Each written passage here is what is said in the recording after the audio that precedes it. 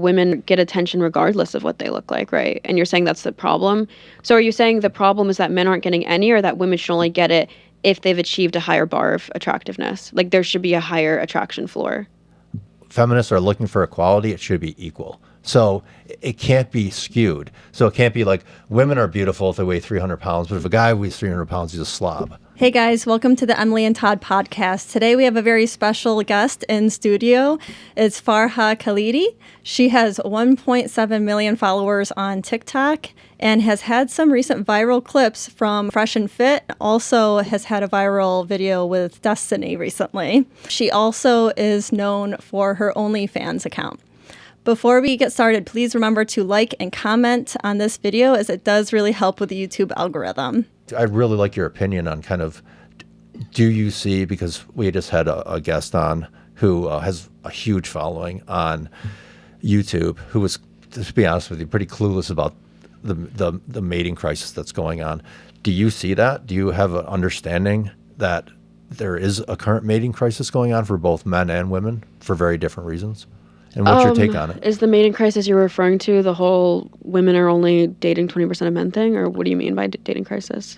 Okay, so I mean, there's just lots of stats you can throw out right now. So for example, like 1 in 3 men haven't had sex within the last year. Mm-hmm. There's only, between 18 and 30, there's only 30% of men who are in relationships, where for women it's 60%.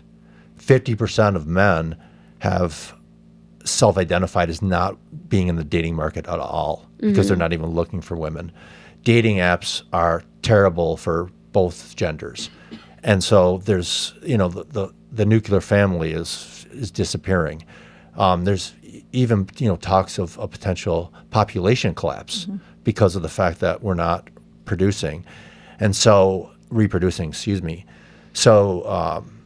there's a lot more men and women that are simply not in relationships, and hookup culture is more rampant than ever. And that doesn't serve well as far as pair bonding for large body counts. So I definitely think that it's a crisis, and I think it's been brought on by dating apps and social media primarily, and then the pandemic took it to a new level. So certain individuals are kind of, especially kind of the high SMV. Do you know what that term means? Sounds familiar. What is it? Okay, so I don't really like the term. It stands for sexual market value. My term I like is RMV, which is relationship market value. Mm-hmm.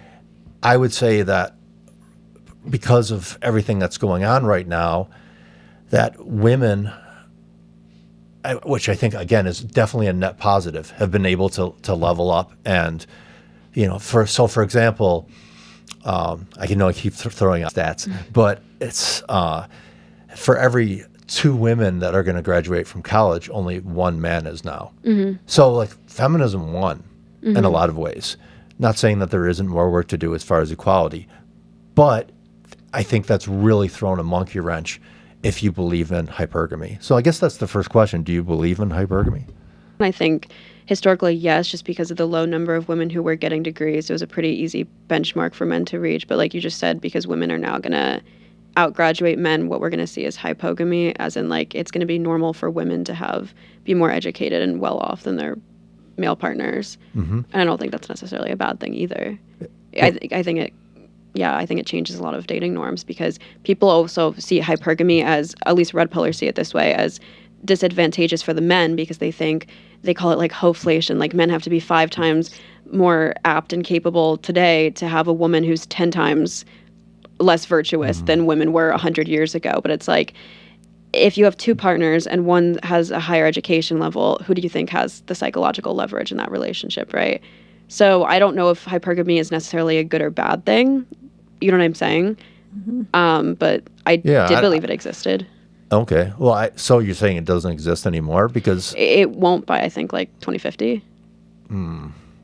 Maybe in the future it won't exist, because I think women will have to have a change, because right now, if that is their outlook, is that I'm only attracted to somebody who's on the same level or above me, but it's it's called the tall girl problem. If you're a 6 feet woman and you're trying to find a partner who's taller than you have a very small pool of guys that you can choose from. And so the 6 foot woman has either got to date guys shorter than her or, have this be single essentially. And so with women doing really well right now and guys aren't doing as well, and they're not even attracted to them, then it ends up becoming this big rift in the market. Do you see that happening? So you think the rift is being caused because women are out-graduating and out-earning men, and so they're being more selective because they're hypergamous? Yes. Okay, I just think that's just factually untrue because, like I was saying, studies have shown that women and couples are adjusting to hypogamy, like the trend towards hypogamy, and the fact that now in more and more relationships, men are less earners. It's not just it's the same, and now there's a higher single population. It's that, like, you know what I mean? It is reversing itself. Of all the studies that I've seen, couples are not getting together as much as they were, and so I think at some point, hopefully, that will be the case.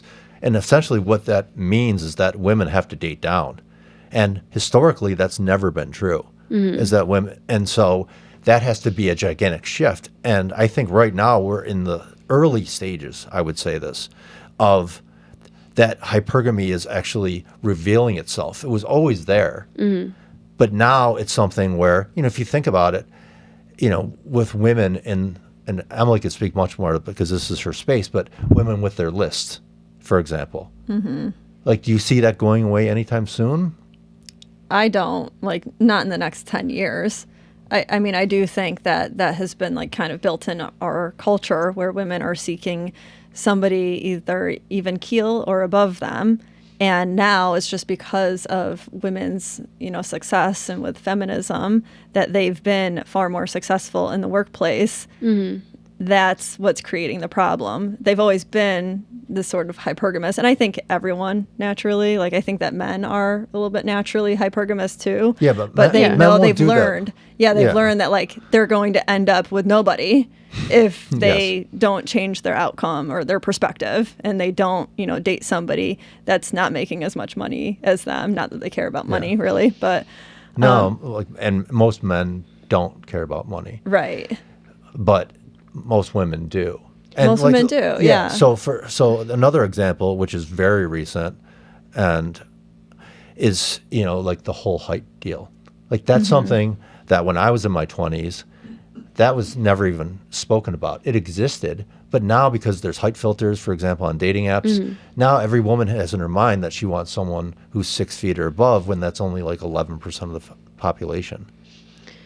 Yeah, I think that's stupid. I personally, I don't use dating apps because it's just based off filtering and looks. And for me, I think romantic chemistry is extremely volatile, and I don't think you can predict or filter for it necessarily. So I just don't see a point of being on it. I know a lot of women with height preferences. At the end of the day, it feels like it's disadvantageous towards men, but also they're just shooting themselves in the foot, because I think you're honestly just missing out on finding a really compatible partner if you're looking for something that superficial, unless that actually is crucial for your sexual attraction to someone, because that's also necessary for dating. But I feel like most of the time it isn't. Yeah. Well, I think what ends up happening is that women get inundated with so many different matches. So I've had an ex and done Tinder experiences where, I would take her phone and just swipe right on everybody, and her record was 600 matches in a row, where for a guy, it's almost the complete opposite. So what women do, and this is not a knock against women, I get it, is that, they're going to then say, okay, I have all of these choices, so why not try to get the best that I can get? The problem is that that's going to be the same guys.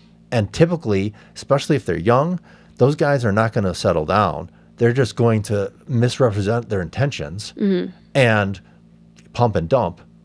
And then women have this whole perspective of all men are trash, when it's really a small percentage of guys that are being able to do that. And the rest of the guys are maybe getting dates. A lot of times, flakiness is at an all-time high. And then the lower percentage of guys, especially, on dating apps, they're just completely out of the market at this point. And dating apps hurt women just as much because of that reason.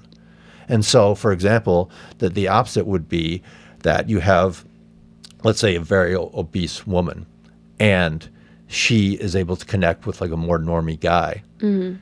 The normie guy potentially won't see her as relationship material, use her, and discard her, and then she's got that feeling as well too. So I think what's happened is that there's a lot of female delusion and entitlement because of the fact that a lot of guys will have sex with you, but they won't want to have a relationship with a woman. Okay, so you're saying females have like an inflated and inaccurate sense of worth because they conflate like the number of men who are willing to fuck them with the number of men who'd be willing to date them, and because they're getting so many matches on these dating apps, like maybe 600 in a row, they think I have 600 potential boyfriends instead of I have 600 potential one-night stands. I think that a lot of times women don't know the difference, and that's on men because men don't misrepresent their intentions. Exactly. Okay, so you think then the antidote to like the growing population of male incels is for women to just maybe vet these matches more and to realize like, okay, this guy's clearly just a fuckboy, or like what do you see as the antidote to this? That's the problem. I think that with dating apps, I don't think there is an antidote. I think, again, from a woman's perspective, who have finer filters anyways, because, there's more to lose in a sexual interaction with them than it would be a man, that they're going to have filters that are going to say, okay, what's going to put me in the best position possible? And then they're able to connect with these guys. And a lot of times these guys are not interested in relationships. But what happens psychologically is then the woman thinks that, okay, this guy just wasn't into me, but the next guy who's kind of on that same looks level or whatever it may be, they have a blue check mark, then I'm going to nail him down. Yeah. And then it just keeps going. And then women get jaded. And so, and most of the guys, especially that under 50% guys, they're just completely out of the market at all because they can't even attract, because ideally, when monogamy was at its all-time high, it's like there was kind of a match for everybody. And people were pretty looks matched, and they were matched based upon socioeconomic, based on education, all kinds of things like that. But now we have this marketplace, which is the whole world essentially. Mm-hmm. And so I think that has really hurt both men and women. Do you see that? Yeah. So you think the main culprit is dating apps because it gives women a sense of too many options? Or do you think we would have faced this regardless? I think if dating apps weren't around, then, well, I think it's social media as well, because I think that women use Instagram a lot of times as dating apps unintentionally because of DMs and things of that nature. Okay. So if women are being selective, obviously, like you're saying, women are faced with more abundance than men are in the dating market. So they're going to like naturally develop a heuristic for like categorizing people as like dateable, whether it's based on like height, income, looks, or whatever. Do you think that maybe that's good because women are the gatekeepers of sex? They're supposed to be more selective.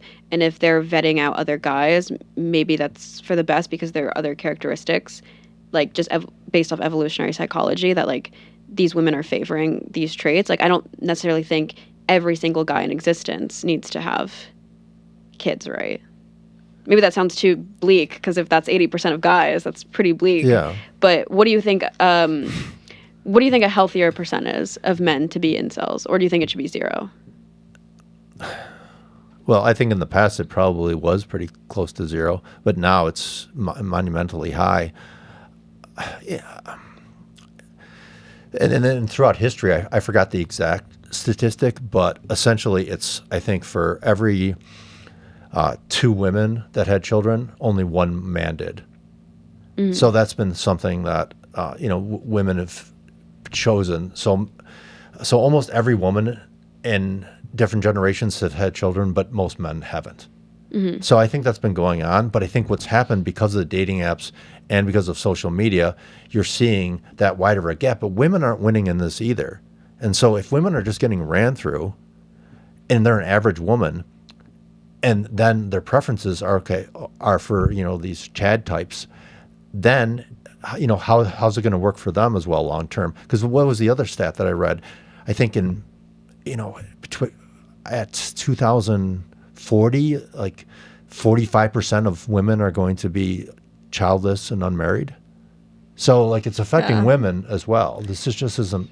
So when you say ran through, are you saying that that's bad because now they're going to be jaded and picky? Or are you saying that is a bad because now men won't want to date them? No, I think it's because they're not going to be able to pair bond as well. Pair bond in what sense? I think if you have had a large variety in sexual partners, then to all of a sudden say, I'm having a hard stop and I'm just going to be with one person for the rest of my life, I think that's very difficult for people psychologically. And the studies have backed that up as well. So like, for both genders, yes, right? for both genders, absolutely. Yeah, I don't encourage that for men either. That's for all those top 10% guys or whatever. That's unfortunate. That's not going to be helpful for them in the long run. Mm-hmm. I agree with that, and that's something we're different from like the typical red pillars that you hear from. That like men, it doesn't matter what their body count is, but Yeah, it does. it does. Hookup culture is to the point where like I'm wondering like, so you've spoken about being a virgin, which I think is interesting, and so are you against hookup culture, or is it just not your thing that you're ready to have sex yet with a man? Or do you ever want to have sex with a man? I'm not against hookup culture. I personally don't participate because for me, I need to have an emotional attachment to someone to do even anything, like even just kissing someone. Like I could never just like kiss someone at like a club or something. I would just personally go home feeling disgusted. But like, I think I'd be lacking self-awareness if I projected that like visceral reaction onto the whole population, because I know a ton of girls who go home after one night stands and have like the best night's sleep of their life because they feel just so restored that they could indulge their sexual urges without any emotional messiness and stuff like that. So that's why it's hard for me to just condemn or approve hookup culture. I think you should just check in with yourself and see how you feel at the end of the day. Like, I don't think your pussy needs to be like a soldier for feminism or like an ideological movement. I think people will tell me that I have internalized misogyny because I'm a virgin, and people will tell my friends with high body counts that they don't respect themselves and that they're also just subscribing to like toxic fourth wave feminism possibly. And I just feel like either way, you're just, you know what I mean? You're just following a shepherd. And I think, yeah, just check in with your body and how you feel after like doing these interactions to see how you feel. Yeah, I can understand that. I question like what brings a woman to that point.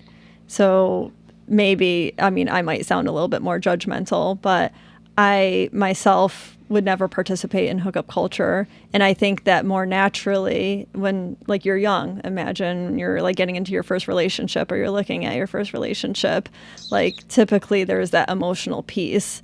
And at what point in your like early years are you separating out the emotion with just the having sex part of it? And that's what I question. Like, I don't think that's natural. But maybe, like, if you know people personally, maybe there's a more clear journey or insight that you can give to us in our audience. Okay, so I'm not super familiar with your guys' position. So then by that, I'm assuming you're also 100% against porn, right? Or just masturbation? I don't know if I really hold, like, a super strong position on that. I think, like, if you're in a relationship, and even if you're, like, a young man, like, consuming too much of that is not good. It's not a good thing. Yeah, I mean, as a man, I think that masturbation is healthy, but I think honestly the best way to go about that is to use your imagination. And imagine like a fulfilling relationship. Not necessarily a fulfilling relationship, but something that is you're attracted to. Isn't that separating sex from emotion though? Because you're just thinking about something you're sexually attracted to versus something you're emotionally entangled with. Sure, I don't know if you realize how strong the male sex drive is though. So is what you're saying only applies to the female lifestyle or both? So I guess where we're going is like the coping, right? Like coping with your drive is one thing, when you have to masturbate to cope with a lack of a relationship, as a way to meet your needs. I understand that, but I think that that's very different from having sexual relations with somebody that you barely know. Yeah, so I'll give an example, and this is something that it's pretty controversial, to be honest with you. We've never even spoken about it, Emily, but I've worked with guys who were pedophiles, and I've done a lot of research into it, and I actually have a lot of empathy for those people. And the reason is that, so imagine that the only thing that you are sexually attracted to, the only thing that could get you off would be a child. And so you have one of two, things that you can do with that. You can either potentially ruin a child's life. Act on it, yeah. Or you can end up repressing that.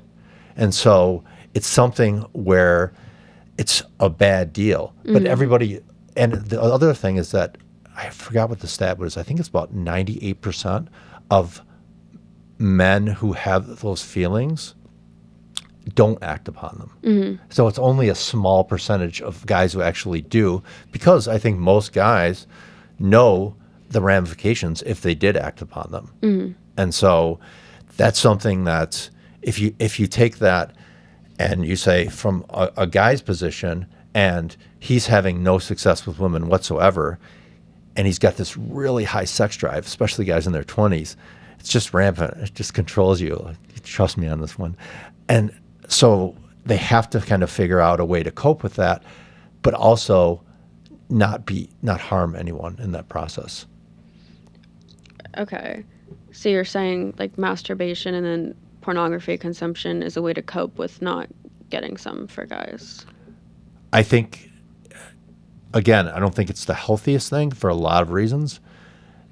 But I think that masturbation is something that is, if you don't do it, is going to be emotional and just physical ramifications from that. That's how strong the sex drive is. It's depending about, ideally it would be saying, okay, I'm just going to do that from my imagination of what I find attractive. And even if that is someone who's attracted to children, if they just use their imagination, no one gets harmed. And, they're able to get that release. I think, the issue is that with porn, I think that, and OnlyFans, is that you have a certain level of attractiveness that the performers are, and they're not normies. They're like high tier. And so what ends up happening is that a lot of men then who consume these products end up having, that's kind of what their baseline is. Reality. Yes. So because the average woman doesn't look like that.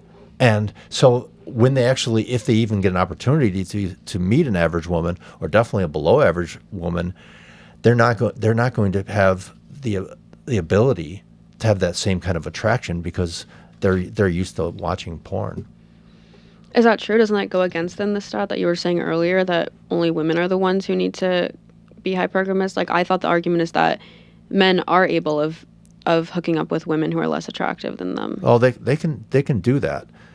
But at the same time, if it ends up becoming an issue, as far as let's say you utilize a lot of porn or have a lot of OnlyFans on your phone, it's something where that is going to, especially in a relationship, it's going to harm the relationship long term, because then it's going to be the same old crackers versus having all this abundance of women that you can see from a distance but you can't get up close. Okay, so you're saying there's like a healthy level of porn consumption and masturbation level for a guy, basically, in which it's separated from sex, but you're saying that that's only for men and not for women. That women, like, do you think only men can make that separation? Or, like, same way we can't make that separation, I have female friends who maybe think like guys, and they can separate it and just see it kind of like as synonymous to masturbating, just having meaningless sex. I think that's how a lot of women will speak to that, that participate in hookup culture. I definitely have heard that, but I don't think that it's the same. Like,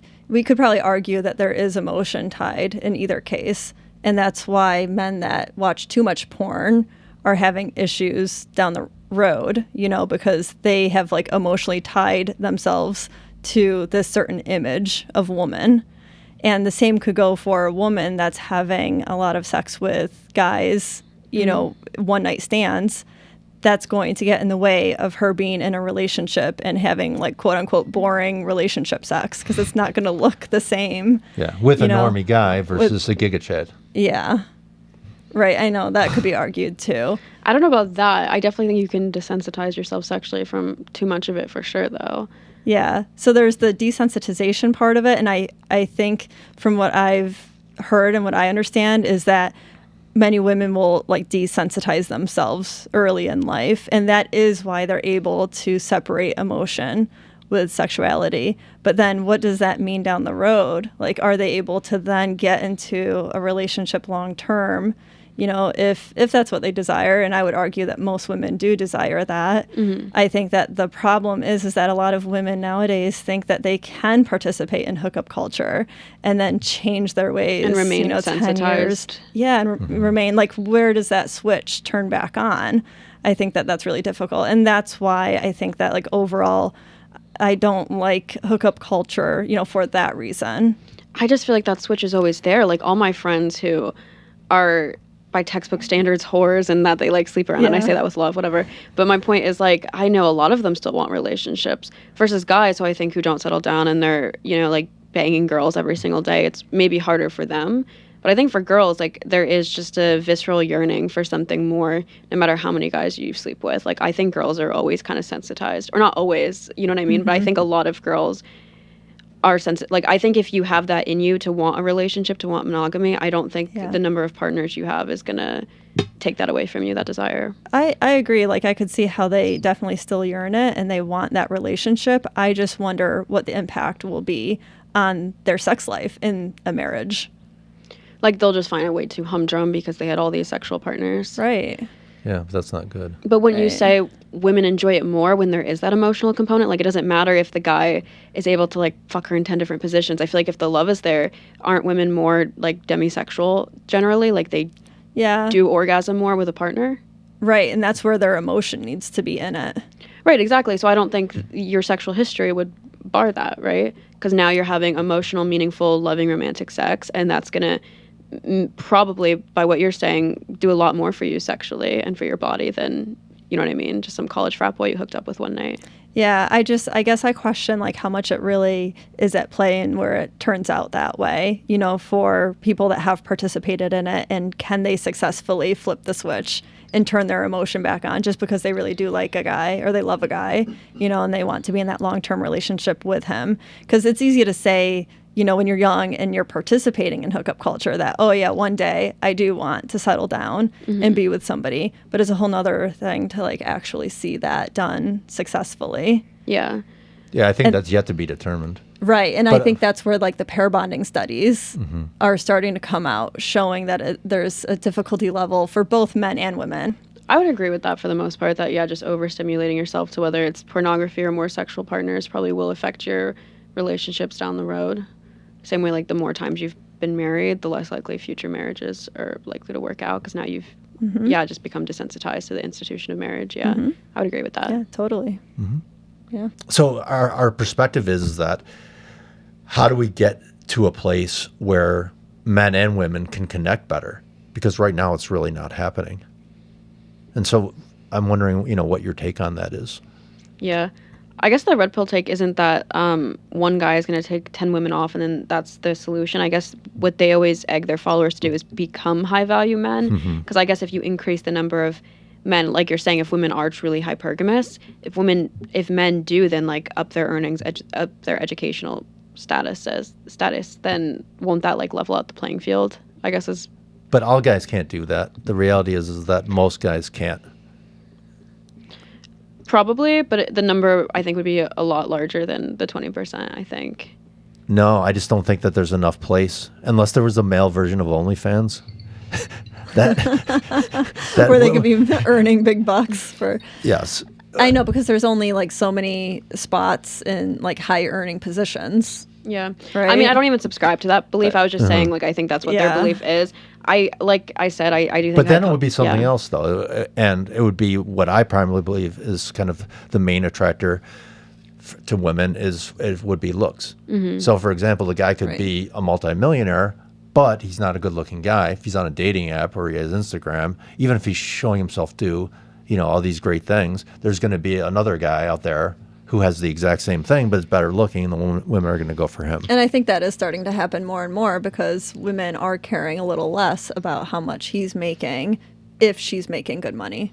I feel like people forget, though, that dating apps aren't replacing real world interactions. They're just supplementing them. Like, yeah, maybe the millionaire isn't going to pull as much on a dating app as like a 6'4" attractive guy, but it's like there's still women roaming the streets. You know what I'm saying? There's still women at cafes. You still have coworkers. You're still in school. Like, women aren't just like moving completely onto their phones. Like, we still exist. We're not in like the metaverse yet. And then I think that would be the time to worry about something like that. But right now it's like, who cares if only 20% of guys on dating apps, and that's where the statistic is pulled from, are the ones hoarding 80% of women. It's like, you still have access to women in the real world. You know what I'm saying? But once you get out of college, those warm environments are pretty much disappearing. And so you have two options. You either have online or you have cold approach. And women are saying that they don't want to be approached nowadays. At the gym, I think. Yeah. College campuses have always been. But they're saying they don't want to be zone. approached at the grocery store. Or there's all kinds of different. So, our last guest was saying, like, go approach at the park. Well, that's great if you live in London. But, if you live in most places, they don't have thriving park systems where there's a lot of beautiful single women hanging out waiting to be approached. Mm-hmm. So that's going to be at the bar or the club, and that's probably one of the worst places you can meet someone because they're intoxicated and, and especially if that's their lifestyle, they're probably not relationship material. If a girl goes out, I've known women that go out 3-4 times a week and get blasted. Like, do you really think, like, for most guys who have a job and earn a living and want a family and want a monogamous relationship, that's going to be an ideal woman for them? I mean, you're saying guys are turning possibly to bars and clubs to look for partners. Who's to say she's not as lonely and she's going there until she finds a relationship? Like, I think a lot of women stop being club rats once they're in a relationship. Yeah, that could be true for a certain percentage of women, for sure. But I'm just saying it's not the ideal place to meet because, again, it's really that cold approach, which is more reliant upon someone's looks. Because even when you go up to somebody, they're, women are going to put a guy in 3 buckets. Emily's famous for saying this. And so it's going to be yes, no, or maybe. But with a warm environment, you have much more of that maybe pool. Mm-hmm. Because, you get the opportunity to showcase more than just what the outside world sees. But with those environments disappearing, then it really is, and with 80% of guys saying that they don't want to approach, period, not just the gym, then how does this all end up working out? I believe it ends up working out with women approaching men, but I don't see that happening anytime soon. Possibly. I think what you're saying is true. Like, at the club, you are going to pay attention to looks first, or maybe like a little bit of charisma if the music's not too loud. But I think at a club, have you ever been at a club where the music's not too loud? Yeah, exactly. So on dating apps, I think maybe the guy with charisma, with a well-paying job, doesn't he have a better chance than just the Chad because he can put in his bio like I work at JP Morgan and stuff? Nobody reads the bio though. Have you seen women swipe? They do it so quickly they don't even get to the point of the bio. This is what my take is. If the guy's in the maybe category as far as looks, then they'll look at the bio. Yeah, I agree. But there's a lot, like the no category on dating apps. Yeah, is huge. You could be CEO of JP Morgan and they would swipe left if the guy's a sub 5. Compared to if they met in a warm environment and she knows all those things before even meeting him, or she learns those things like after meeting him briefly a couple of times. Yeah. I think that's where she's able to like better select those traits that she's really looking for in him in person, compared to on the dating apps. And there's a lot of guys out there that are terrible. And we acknowledge this. And one of the things we try to do on this channel is getting guys to try to level up, but level up not in a way that the typical red pill says, as far as spending $900 on a car payment that you can't afford, but to take really, really high quality photos like women have done for a long time. Even use filters if you have to, because that's what women do. And looks maxing. Women have been looks maxing since the beginning of time, and they're socialized to do that, but men aren't. And so what we're trying to do is saying, okay, take what you have and try to make the best of it, because that is going to be really important in today's dating market. Mm-hmm. I would agree with that for sure. I think a lot of guys suck at having dating profiles. I think they're just way too horny. And even in their first messages, I feel like I'm not surprised that women don't swipe yes on most guys, because at least on Hinge you can see the message before you approve it, and a lot of the messages are just disgusting, or you could tell that it's just a formula line or something like that. And I do understand it's harder for guys, you know, on dating apps than girls. Like, they have to like try and use Riz and everything. I think in the warm spaces too, it could be a problem on the opposite end of the spectrum. Like, I don't know, I saw this Onion satire skit when I was younger. It's like average, like very uninteresting guy at your office considered extremely hot just because he works at your office. And it's like, when you are in a warm space, I think it's kind of like the Jim and Pam in The Office. It's like, you're going to find love with them just because they're in that space, but that doesn't necessarily make it a good thing or mean that you have more compatibility than if you like hyper selected somebody off a dating app, right? So it could just be that's just what's there. Like, that's all you know. Yeah, I guess that could be argued. I think that's what's happening, though, is that because those warm environments aren't happening as much, those relationships are not developing. I guess you could argue that, well, maybe that means that they weren't really a good relationship to begin with, but it's all relative to what they believe. So if you believe yourself that that is the best that you could get, you're going to be happy, and that will probably be a successful relationship. And that is the problem, I think, with social media and dating apps today, is that there's just this endless opportunity out there for couples that are like, even in a relationship currently, it's easy to kind of look at options. And especially for women that have those options that they could take on dating apps, or that have already experienced that amount of options before getting into the relationship, you know, it's easy to start comparing. And then I agree. I think for both genders, micro cheating is generally a bad thing for pair bonding, like you guys said. For girls, it gives them a false sense of abundance. Or not even false, even if it's a real sense of abundance. I think it's just unfair to your partner to be flirting with guys in your DMs. And I think guys also seeing an explore page full of models. And, you know, we talk about female hypergamy, but I think everyone wants to bat above their league, whether it's in terms of not just educational background or wealth, but guys like to bat above their league in terms of looks. So if you have an explore page full of Instagram models and your girlfriend is a normie, and still attractive, but a normie, you're going to start thinking, oh, well, this girl hearted my message when I slid on her DMs. Maybe I have a chance. Or this girl also goes to a school nearby. Like, you could see the college tag. Maybe I have a chance. So, like, I would agree that we probably see more options than what's healthy. And I think eventually we'll develop a heuristic for getting better at that. Like, I think we forget that, like, social media is still so new. Like, we're still kind of in, like, the first or second phase of it.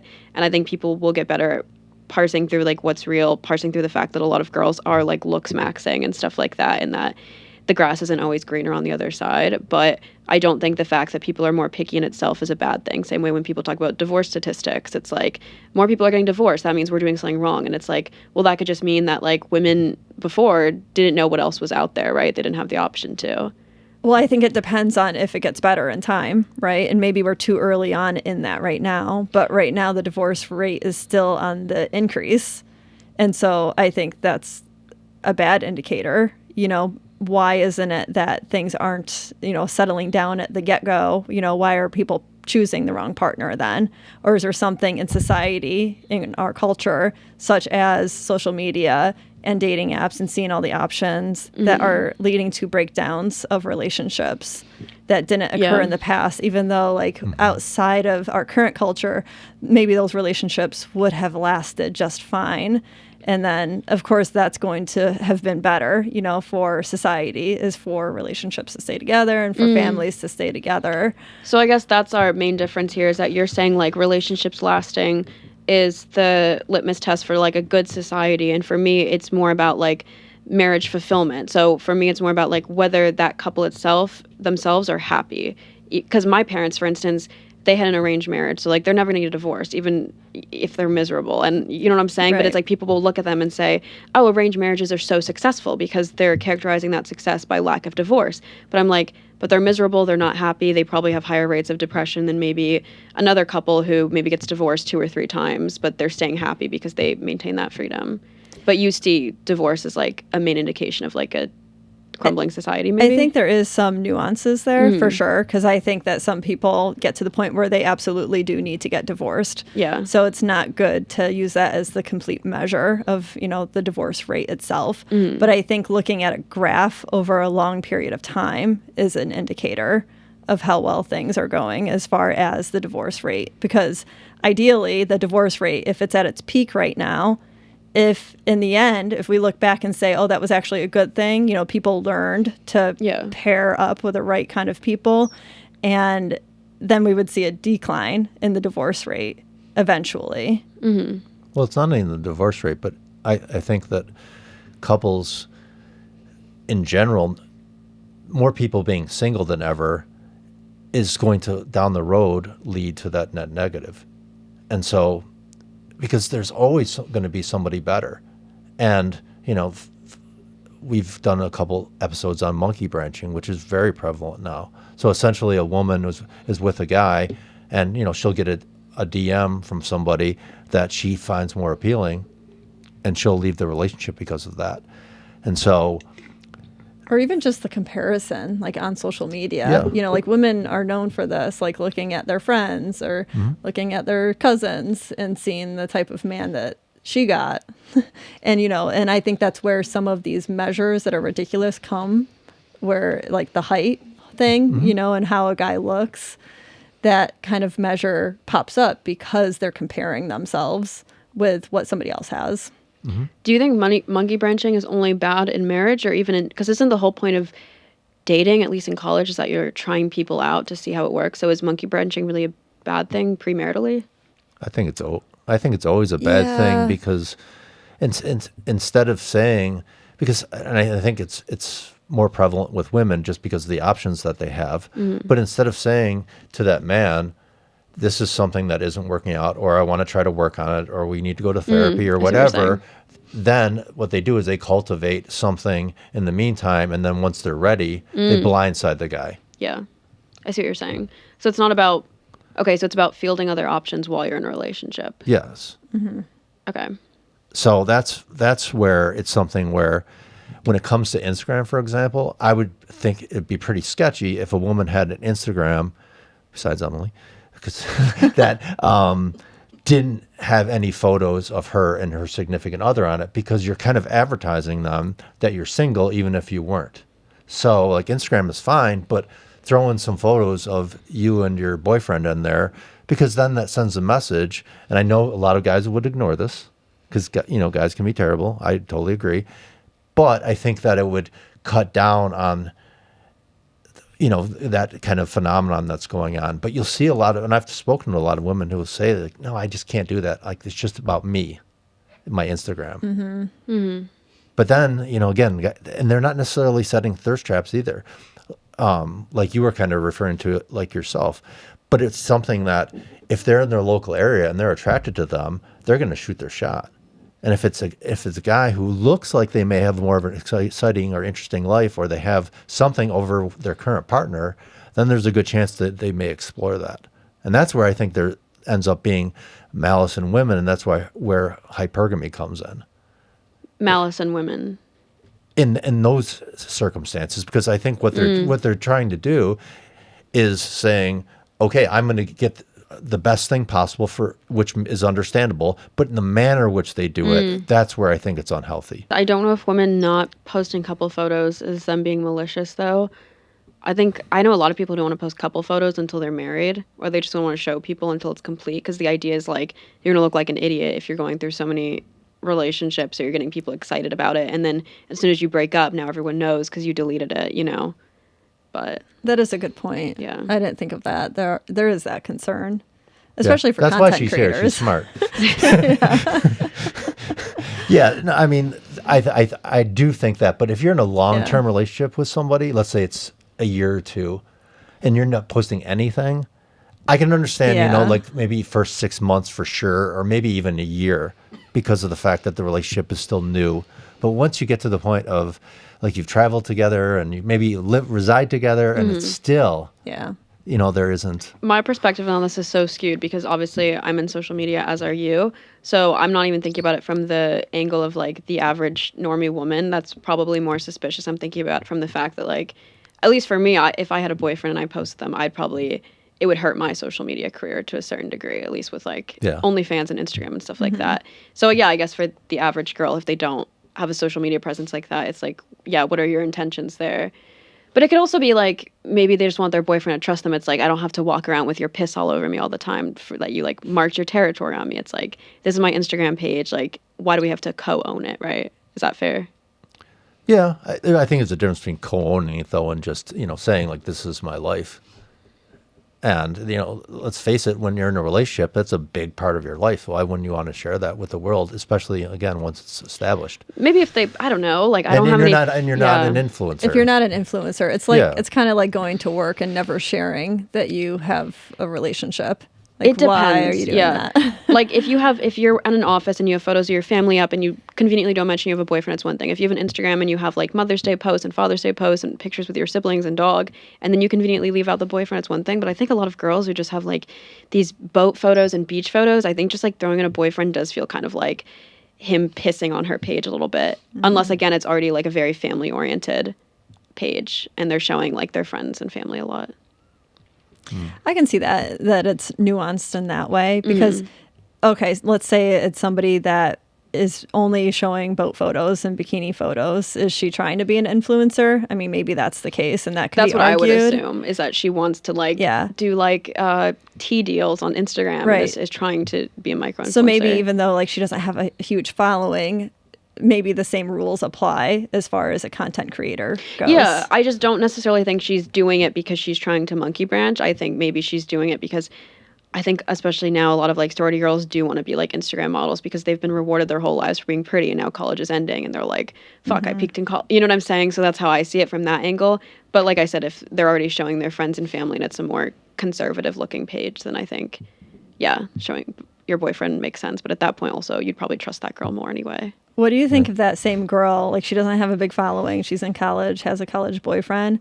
Do you think it's okay for her boyfriend to have a problem with her reacting to, like, the comments that are very simping kind of comments towards her? And it's obviously just because of her appearance. Like, they're hitting on her. Like if a guy DMs her and is like, you're so hot, and then she likes and is like, thank you so much. Definitely in the DMs, but maybe even in the comments of a post. Do you think that a boyfriend could have a problem with that or should have a problem with that? It's hard because, again, my opinion's so skewed because, like, I do social media. I reply to every single comment. Like, it's very, it's semi-mechanical for me. And it's not like me flirting with them. Like, it's not like I think for guys, the reason they see it as maybe malicious is because when guys see a girl like their photo, I think they click their page a lot because guys are always so curious. Like, oh my God, a girl followed me, because guys aren't used to attention. So they click on it. Versus a girl, if you're getting 200 comments just being like hard eyes, I don't think you're clicking these men's profiles. I really think you're just responding like kind of mechanically, to even like a mix of your female friends being like, queen, and you're like, no, you. Like, there's not like emotion or intention there, I think, most of the time, right? It's pretty dissociative. Right. I can see that, like, if they have that many comments. But I imagine that, like, the typical college goer isn't getting that many comments. Yeah, if you get, like, 4 comments and it's, like, the same guy every week being like, you're so hot, I wish you were mine, and you reply to that, I think that's sus. But if it's in the way where you're getting, like, again, 60 people at your college just doing hard eyes and you're liking it, I don't think that's something worth being suspicious about. Yeah. But I would say that, so if you look at a typical bell curve, most women would be considered be average. And so most women on Instagram would probably be average as well, but they're still kind of doing those influencer-esque behaviors. And I think that's where it ends up becoming problematic, and that's where the monkey branching happens a lot. Mm-hmm. Yeah, I think the main concern there isn't even the monkey branching at that point. If I was that girl's boyfriend and they weren't an influencer and were just constantly doing that, I would think like, okay, if you're not monetizing this and you've been trying this for years, I might think like, you seem a little narcissistic, right? I wouldn't necessarily think like you're trying to cheat on me. I'd think like, okay, maybe get over yourself a little bit. Like, come on, it's time to get a job. Like, that would be my thought. Not like, oh my God, some like sheikh in Dubai is going to snatch her up from me. She's going to monkey branch to him. But yeah. Yeah, that's a good point, because it's probably more to do with the attention that she's getting, because she's getting something out of it. So if she's not monetizing it. I think it's the thrill of, again, if you're the type of girl like who's just been told your whole life you're really pretty, you think like you can monetize it and you see other girls, you know what I mean, making money off it. I really don't think it's for male attention. I think the male attention is like the means to the end, and the end of what they want a lot of the times is probably clout. But again, my perception's skewed because I live in LA, and that's the way at least a lot of girls operate there. Yeah. I don't think the average college girl is trying to be an Instagram model, probably. Right. How do you feel, with pivot a little bit, about kind of the double standard when it comes to body positivity, for example. The double standard? Yes. So, for example, like women nowadays are applauded for being beautiful at any size, but the same doesn't apply to men. The same doesn't apply to men. Like, yeah, you're not going to see, if you try to Google plus size model male, you'll never see anything. Right, because the people who are advocating for female body positivity and like more realistic role models are women. So it would have to be men advocating for that. Like, why would an obese woman say, I want to see an obese man in like Fruit of the Loom boxers, right? It'd have to be an obese man or a plus size man asking for that representation, right? And it's usually women spearheading the body positivity movement. Mm-hmm. Like they're not like gatekeeping that from men. Men can totally have their own version of the movement, right? I guess they could, yeah. That's a good answer. But at the same time, it's something that because of that, there ends up being this kind of female entitlement as far as their worth in the dating marketplace. Yeah, it's hard to talk about the body positivity movement in terms of entitlement because it's just a marketing move as well. It's like if you're trying to sell a product to as many people as possible, you're going to cater to them. I don't think that's necessarily women being spoiled or privileged because, you know what I mean? Like H&M is targeting them with like, you know what I mean? Like $30 dresses and stuff for their size. That's just like good marketing. I don't think that necessarily translates to those women thinking like, oh, I'm hot because I'm able to now buy clothes in my size, right? Well, if that was just the case, I would agree with you. But I think when it comes to magazine covers and things that men are clearly not attracted to, most men, I would say, I'm going to get myself in trouble here again. You are. Then it's something where it creates this delusional kind of sense of who you are and what you're able to attain in the opposite sex.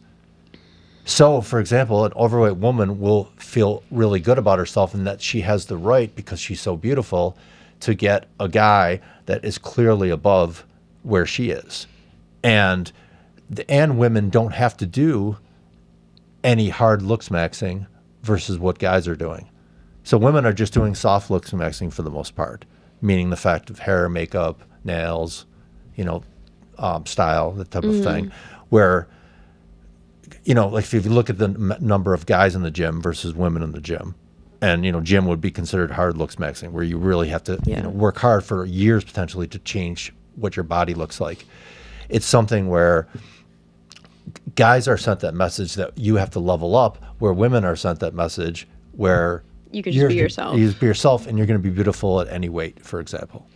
Yeah, I guess my response to that would be I think Hollywood has already favored like the normie guy for a while. Like you can have like an Adam Sandler, a like Andy Samberg, like a Michael Cera looking guy and be the main character versus for the girls. I think the standards have always been more skewed. You've had to be like a bombshell and stuff. So I guess the body positivity movement is meant to just like level the playing field and show like you don't have to be a 10 to get a 5. But now what you're saying is you feel like it's overcorrected and it's now become the reverse. Yes, I think it's overcorrected. Okay, well, then I guess it would just naturally regulate itself in the fact that guys aren't going to look at these covers and then end up liking those women. But I think it does help because, I think at least when I was growing up, nobody found me attractive because I went to an all-white school versus now I think there's way more acceptance around like girls of color and stuff. So I have just seen the difference in my life of, you know what I mean, people now finding me attractive. So I think there are material results of like showing those covers, right? So is that the concern maybe that the beauty standards will change, or is the concern that they won't change and women are delusional about them?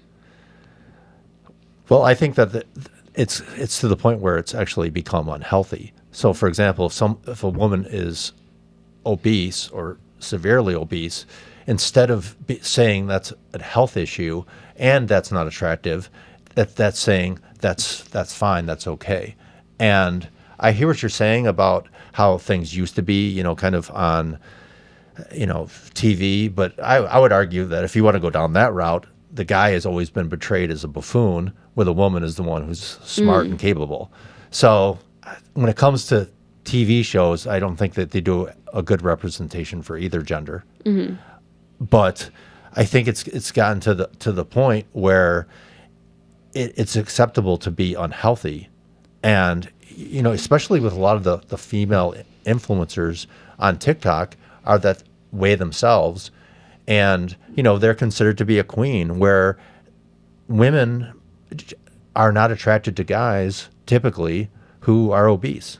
Yeah, I think there's a lot of issues being compounded here, and the reason it's hard to even like parse through them sometimes in good faith is because you're conflating like health concerns with also like what is going to be a turn on for men, with also now this idea of like female entitlement. So I think that's why it's hard for maybe a feminist to think, okay, this pushback is valid, because it's like, why do I care if I make your dick hard? You know what I mean? I'm allowed to not feel, I'm allowed to feel not disgusted with myself, even if I'm not like don't seem like appear like a porn star to you, right?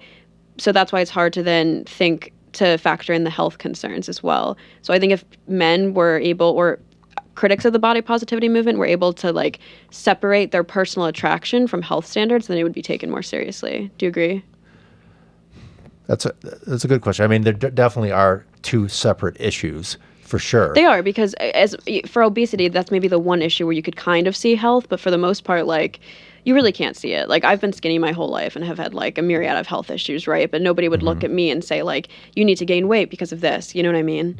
So that's why it feels like it's more based in like men's attraction levels than health concerns sometimes. Well, I think the same could be argued even within relationships, because it happens often, where a relationship that's been ongoing for some time, if one partner ends up gaining a lot of weight, and let's say in this case it's the woman that gains, 50 pounds after being married for 10 years, I think that he would probably say, the husband would say that it's health, and maybe avoid saying that it's the level of attraction, because if he did say that, there would be a lot of pushback on that. Like, so I think that he would probably naturally highlight the health concerns, and it doesn't mean that that's not like a huge piece of it. But I think that the pushback would obviously come in, well, you married her because you loved her, and you shouldn't lose attraction to her because it's based on love and not that superficial looks. Maybe. I mean, if your wife becomes severely obese and, you're scared she's taking off 40 years from her life, 100% give her pushback. Take her to a doctor. Don't just say like, oh, I'm having ED, I can't fuck you anymore because of that, because then you're just going to make her feel bad about herself. But it's like, I don't think there's that much pushback for, you know what I mean, the guys vying for Victoria's Secret models who often have health issues and eating disorders as well, right? So I think that's sometimes why it's hard to feel like, why is like plus size the one time that people seem so fixated on health, right? Versus like smokers or underweight girls, or you know what I mean? Right. Yeah. Although I think if he was married to a Victoria's Secret model that had an eating disorder that was getting out of control, like, I think that he would have a health issue with that. My thing is, I don't think he'd be able to even tell it's out of concern, because for most models to even be that weight, usually they say there's already an eating disorder present. At least that's what a lot of people argue. So how he would view it as out of control is once it's reached the point where he no longer finds her attractive. Like if she's lost too much weight and it just doesn't look good to him anymore, right? Because you can't like visually see health. Like, do you agree with that? Yeah, I do agree with that. I mean, if you're living together and you're married to somebody, I think that's a different perspective that you're going to have. You're going to see her throwing up potentially or having the symptoms of those things. Maybe, but you won't notice the fact that she's having really light meals so long as she looks good. You won't realize that she actually is having like a caloric deficit, right?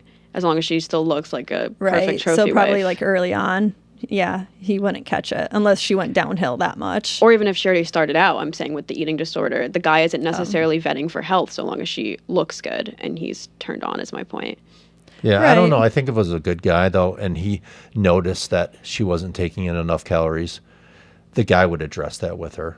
I know because I've been in a relationship with somebody who did have an eating disorder, and it wasn't anorexia where she wasn't eating at all, but it was something where she was taking in much lower calories than she should have been, and that was a genuine concern of mine. It wasn't just like, oh, you look great, so I'm not going to say anything. That that infers that there's malice in most men then. And so I hear what you're saying. You could say like, so essentially what you're saying is that guys are kind of really don't care at all about a women's health. They just care about what they look like. And that's why there's that, Like a spin. They're putting a spin on it. or there's that resistance to that body positivity. They're using that argument, and you know what? That very well may be true. But I guess what I'm saying is the double standard is that women are being applauded for looking a certain way, I guess, especially obesity, where men aren't. And again, men will date down, so they will go that way. And then women will say, okay, why would I need to work on myself and to be healthier and to be more attractive if I'm able to kind of get that guy who's maybe a normie, if they're a sub-5 woman, where the guy who's in that position, he just completely left out of the market. He's got to level himself up. The woman doesn't. I think women and men just have completely different mindsets. So like you're projecting a male mindset onto a woman. So an obese woman isn't going to think I'm perfect because men want to fuck me. If they're having health concerns and their doctor's like, you're going to die in 5 years, they're not going to think like, oh, well, there's a porn category of me and like men want to have a fat fetish for me, or like they think I'm beautiful no matter what. I'm a goddess, I'm a queen. Versus for men, if they are getting that positive feedback sexually from women, because it's usually tied to other traits of success like wealth, academic level, then they conflate it all. I don't think women conflate it because they're already so used and desensitized to male attention. Like you're saying, a woman could be handicapped and that's a porn category. A woman could be a midget and that's a porn category. Like women don't think the way men do of like, I'm getting sexual attention, therefore this trait is good because I'm getting sexual attention for it. I think that's a difference in mind sense. But it's not only men, but it's women that are in the, in the comments, for example, of like super obese women who are showing their bodies off on TikTok and saying you're so beautiful, when the reality is that they're not. Okay, so I think we need to figure out then the health concern or like the looks concern, because you could be healthy and still be unattractive. Because you could just have an unattractive face. Yeah, absolutely, of course. Right. So I think interchanging it is what makes it, you know what I mean, slippery. Okay, well let's just are they commenting and saying you're so healthy? No, let's just put it on looks for and take the health aspect out of it for now. It's something where, do you not see that there is that double standard where, again, women will be able to get that validation from men and women where men aren't getting it from anywhere? Yes, but like we're saying, like women get attention regardless of what they look like, right? And you're saying that's the problem.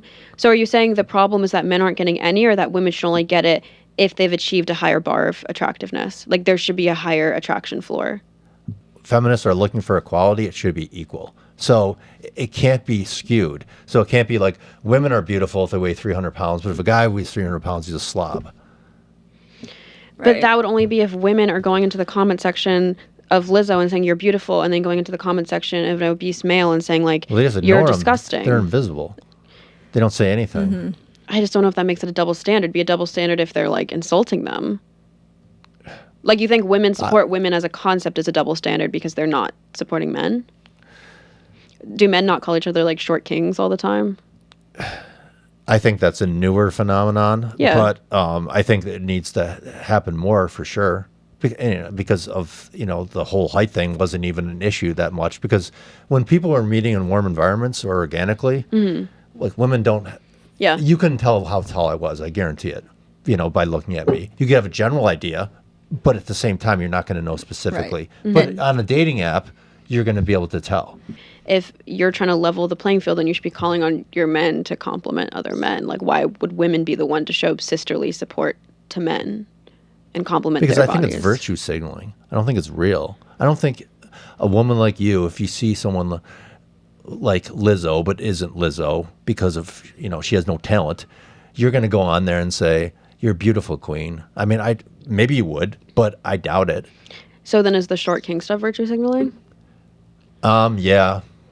I think so. I think it's trying to pump up men, but so then nobody should be falsely pumped up, you're saying. Like, we should tell short men, like, you know what, you're objectively probably less attractive than another guy, and there's nothing you can do about it. In the spaces that I'm on YouTube, that's what exactly they say. But then you probably see that as a problem. So then it's like, you see that as a problem, but then you think... Well, I see it as a problem because I think that it affects men in dating. But at the same time, I'm realistic saying that this is going to be a lot harder for you because, the stats bear that out as well. It's like if you're 5'4" or below, like 0 women are interested in you. Mm-hmm. Well, and I think that those guys know that. Like, they're not looking at the comments of, hey, short king, and thinking like, oh, yeah, maybe women do like this. Yeah. And, he doesn't really actually gain confidence from that. Exactly. Because I think the difference is that if the guy puts on... let's say he even lies and throws 2 inches on there and he's 5'6" and he puts his 5'8", he's still going to get very little matches and connections with women at all, whether that be casual or potentially long term, where a woman, again, the height is not an issue at all unless you're, below 5 feet tall. Yeah. Even, or if you're super tall. But generally speaking, the height is an issue and the weight isn't an issue as well because guys will date down and women won't. So if you're a short, fat guy, like, you're fucked. I think that everything that we're talking about right now, it really plays into social acceptance, right? So like if a man is dating a woman that is overweight and he's posting on social media, that's going to be widely acceptable versus like how likely is it that a woman is going to do the same in reverse, if she's thin and fit and he's overweight.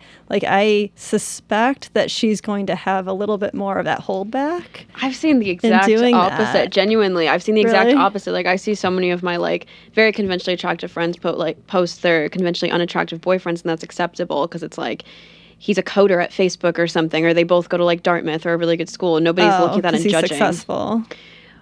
Well, I don't know. It's hard. That's a lot of different. my friends are also successful because I went to like these private schools. So my point is like they're both successful, but like the girls are also pretty. And then I don't really see as many as my guy friends post girls unless they're like flexing them. And I don't think that in itself is healthy either. Because if you're posting to show off like your trophy girlfriend, I don't think that's a barometer of like acceptance either, Right. Well, I mean, guys do that for a reason a lot of times, and that's pre-selection. Have you heard of that term? No. Okay, so essentially it means that women are attracted to men that other women want. And so if you have, as Instagram for a man, for example, if you had photos of you and an ex-girlfriend, that's going to make the woman more interested. Yeah, so that proves it's also not a good thing for the woman. Like, that's not acceptance for the girl because she's like, oh, look, he posted me. I'm accepted. It's like, no, you're just a shiny thing he's dangling to attract women with mimetic desire, right? No, I would say that traditionally I meant like within the confines of a relationship. So instead of taking those photos down, if the relationship doesn't work out, he leaves them up there because the next girl that or woman he interacts with and they end up exchanging Instagrams, that's social proof that this is not a bad guy because he's been in a relationship. And you can kind of see maybe when a relationship started and when it ended. Mm. And if it's for a couple of years or something like that, it says, okay, this guy is safer. This guy has stability in his life. Does that make sense? Yeah. I think it's interesting because we were talking earlier about girls, it's malicious for them to not post their boyfriends. Would you say that same is true for girls? Like if she left up photos of an ex, it would signal to guys like, oh, she's not just like a hoe? Yeah, I don't think with guys, I think most of the time, I can't speak that intelligently about this, but wouldn't most of the time women not have those photos up after they're done? I think in most cases, women take the photos down. I think it just typically is contingent on how the relationship ended and whether it was amicably or not. Yeah, right? that's a good point. True. But I would say that most of them probably take it down because then it shows they're single. It shows that it's finished too. Yes. I think that some fear that a guy looking at her page might think that she isn't single, as you just said, or isn't like completely over it. And that signals that she's over it completely by taking the photos down. Yeah, where a guy ends up benefiting him, right?